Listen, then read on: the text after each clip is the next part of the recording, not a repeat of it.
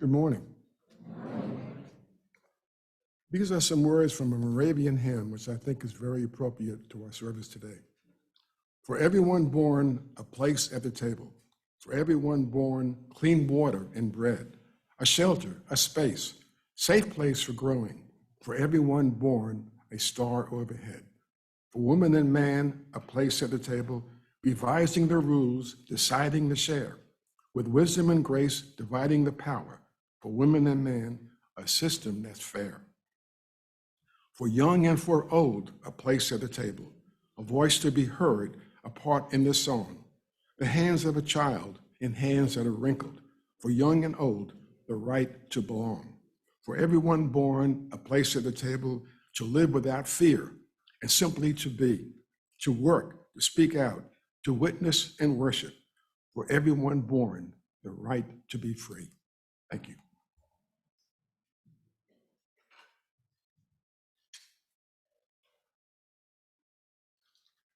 We light our chalice with these words from Paul Robeson.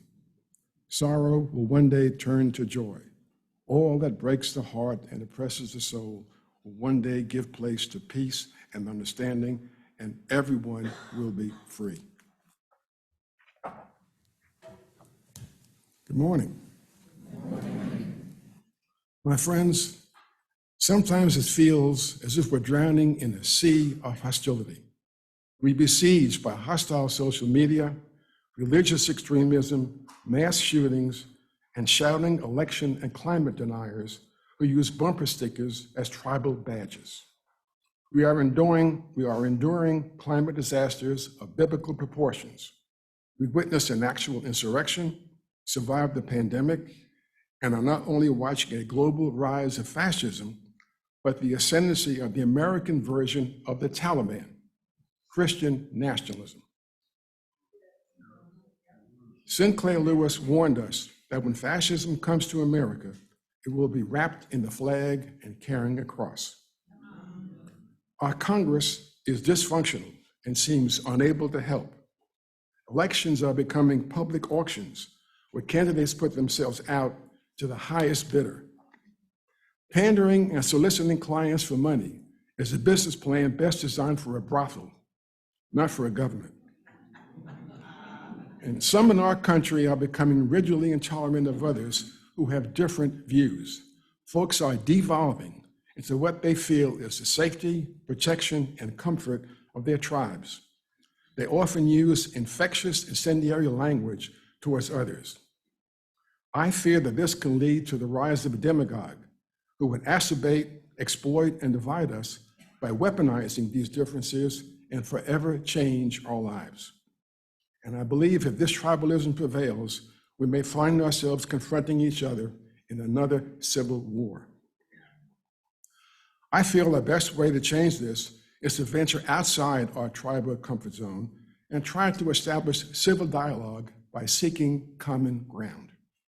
Then we can bring about change, one person at a time, and help alleviate the forces of anger, angst, and alienation. Please let me introduce myself and share with you our personal experiences in order to offer a possible guide to help us survive this hostility and bring about change. I'm Frank of Frank and Gary. Hello. We've been members since October of 1993, when we were relocated from our home in Atlanta after living there for 30 years. We're grateful to this fellowship for welcoming us. My friends, Gary and I came of age in the 1950s. Gay people were officially forbidden from serving openly in the military and even in our federal government. We were barred from being depicted in books, plays, advertisements, movies, radio, and television. We were literally erased from history and were refused basic services and protections. We were barred from certain neighborhoods, and we lived in constant danger because we could be fired from our jobs or put in jail for simply being who we were. Lobotomies and chemical castration were used to try to cure us. The police were not our friends. Beatings, disappearances, and sexual assaults were not unusual. In New York, my home state, it was actually illegal to serve us alcohol. so we had to learn to be subversive in order to survive. But we eventually realized that it was important to take responsibility for our lives, so we worked around obstacles and became survivors, not victims. We found that we were strengthened by this adversity, not beaten. This increased our resolve and helped us in our desire to be open and honest about our life together. We met in Atlanta in 1963 after honorably fulfilling a military service. Gary was in the Air Force and I was in the Army. And as two recently liberated gay men in Atlanta, we found a group of similar folks and got involved in the ongoing gay civil rights struggle. What we didn't immediately realize is that we were only involved, socially and otherwise, with people just like us. We were comfortably in a bubble, feeling safe and protected within our tribe. And we were also in a triple minority status. We were white in the majority Black city, gay in a predominantly straight city, and a UU in a predominantly Christian city. And we were viewed as an outsider and other, and some saw us as an abomination. During the AIDS pandemic, we were seen as a disposable population. Even today, we cannot donate our blood. When we were moved to Winston-Salem, leaving our tribal comfort zone, we had no idea of what we were getting into. All we knew about North Carolina was Jesse Helms and tobacco. We had no friends, knew no one, and hadn't any idea of what would be in store for us. But we soon found out. While unpacking from the movers, we learned that a petition had been taken up in our neighborhood to stop us from moving in because they thought we would be a danger to their children.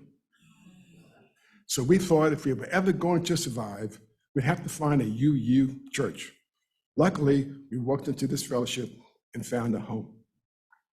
I'm sharing this with you because moving here took us out of our bubble, tribe, or comfort zone, where we were only with people just like us, into the actual world of diverse populations. And we credit this fellowship with supporting and helping us in this transition because we were encouraged to speak out on issues that directly harmed us and to join other civil rights groups in their struggle for equality. We discovered that we had much in common with other civil rights groups and that by joining forces, we could be mutually successful in reaching our goals. And we realized that to succeed, we had to be willing to go outside of our comfort zone and engage with others who thought differently, but were open to civil discussion. We tried to seek common ground. We sought inclusion, not exclusion, conversation, not confrontation, we, not me. And since we needed allies, we created a district-wide UU group called Accepting Allies and focused on the main civil rights issue concerning us at the time, marriage equality. My friends, if there's a threat to marriage, it's by the folks trying to get out of it, not those yearning to come in. We traveled around the country, speaking at UU forums, visited schools, held workshops, gave sermons at churches, wrote letters to newspapers and politicians, did newspaper, TV, and radio interviews, and spoke to numerous civic groups. We even testified before Congress, and this helped us in effecting change. My friends, some years ago, when we were in Washington working for marriage equality, we visited with a dear ally, John Lewis. He was not only supportive of our struggle, but he comforted us with his beliefs that we are one people, one family, and one love. He said our struggle was just and that we would prevail.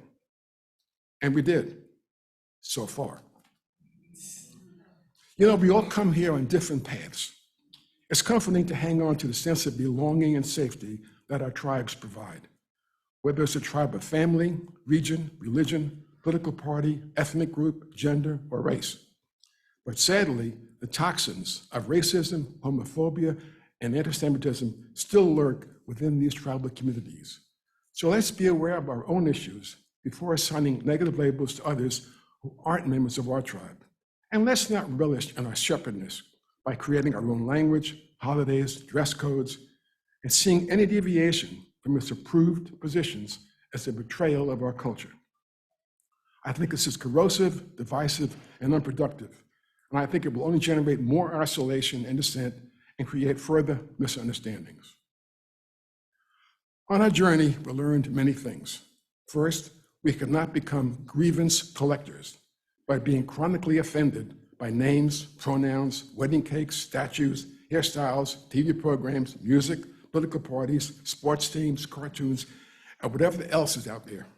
It's utterly exhausting, self-defeating, and distracting. We are our own persons, uniquely created and capable of change. I believe we are not responsible for the sins of our ancestors, but we must take ownership of our own. And we need to remember that our country is still a work in progress, so we need to be ready to remind it to live up to its ideals. I confess that we were not always successful in getting our points across. Sometimes we were met with outright hostility. In our civil rights struggle, we were called names, berated, spit on, threatened with violence, and had things thrown at us. But in the end, others got to see another human face, and perhaps they might think twice when they see who their beliefs are actually hurting. Although, I admit, it is hard to deal with rhetoric that has raised cruelty to an art form. I've given much thought about venturing outside our comfort zone and leaving the protection of our tribe, because the tribe serves as a cocoon, offering comfort, safety, protection, and acceptance. But I came to realize that being a member also requires complete compliance and forced adherence to a specific set of approved beliefs. Tribalism abhors independent thinking. I think it's invigorating to venture out into the world and deal with others who look and act and think differently. I know this can be scary, but I think it's also liberating because this is how you can find your true self. So how do you break down barriers and make a meaningful connection with others? Well, try actively listening to folks with empathy, grace, and compassion. Pay attention and don't dismiss their views. Our experience on the whole has been mostly positive. We met all kinds of people with various beliefs. We were actually able to change minds, including our own. We strove to build on what we had in common and not dwell on our differences. We looked for compromise, not forced adherence. We didn't try to impose our views on others, but tried to listen respectfully to theirs. We sought dialogue, not diatribes. We opened our lives up to all kinds of personal questions and answered every single one. And we tried to use humor to ease any tension or hostility. I hesitate to give you some of the questions that we've asked. May I do that? One of the first questions we got is, just what do you guys do in bed? I said, we sleep, what do you do? And then someone came up to me and said, I don't believe in same-sex or interracial marriage. I said, well then, sir, you shouldn't be in one. And then someone said, the floor justice said, are you guys really practicing homosexuals? I said, practicing? At our age, Gary and I are accomplished.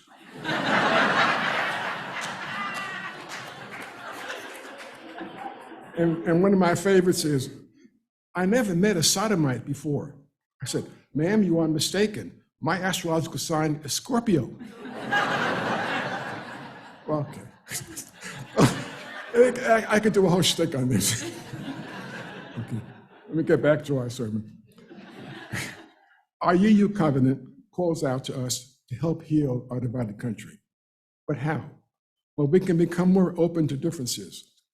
We can seek common ground, not conversion. We can stop labeling others.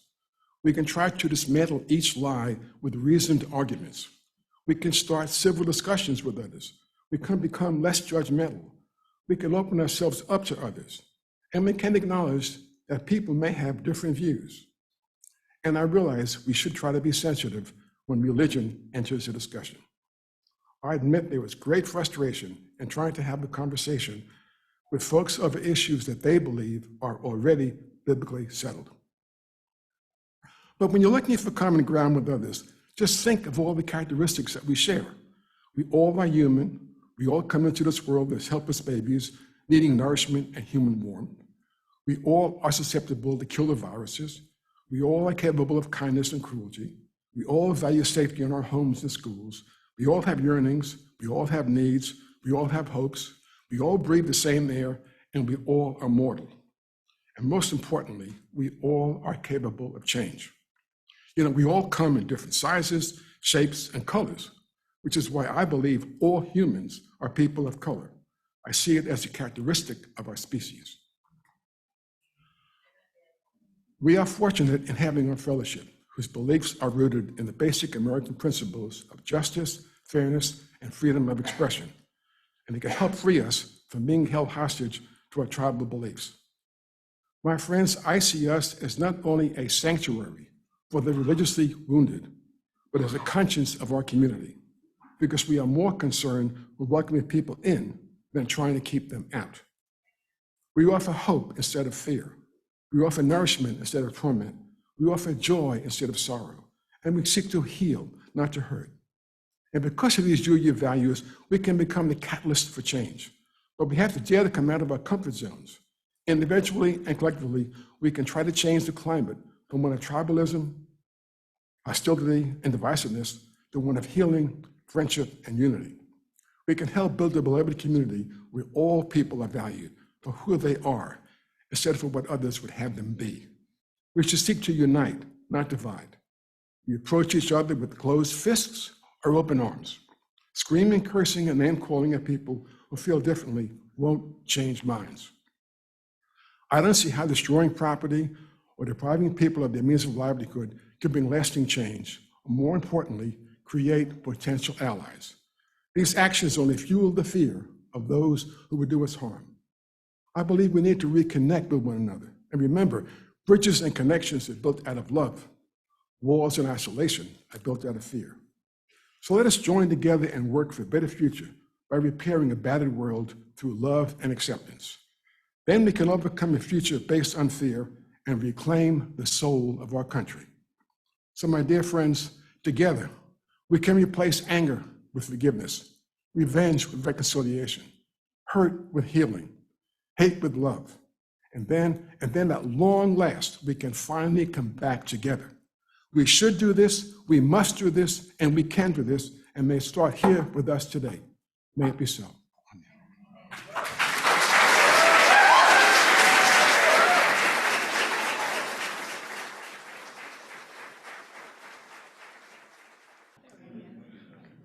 If here you have found freedom, then take it into the world. If you have found comfort, go and share it with others. If you have dreamed dreams, help one another, that they may come true. If you have known love, give some back to a bruised and hopeful world. May God peace, love in our hearts, through our hands, and out of the world. Amen. Sorry. We end our service with these words from Martin Luther King, Jr. Shallow understanding from people of goodwill is more frustrating than absolute misunderstanding from people of ill will. Lukewarm acceptance is much more bewildering than outright rejection.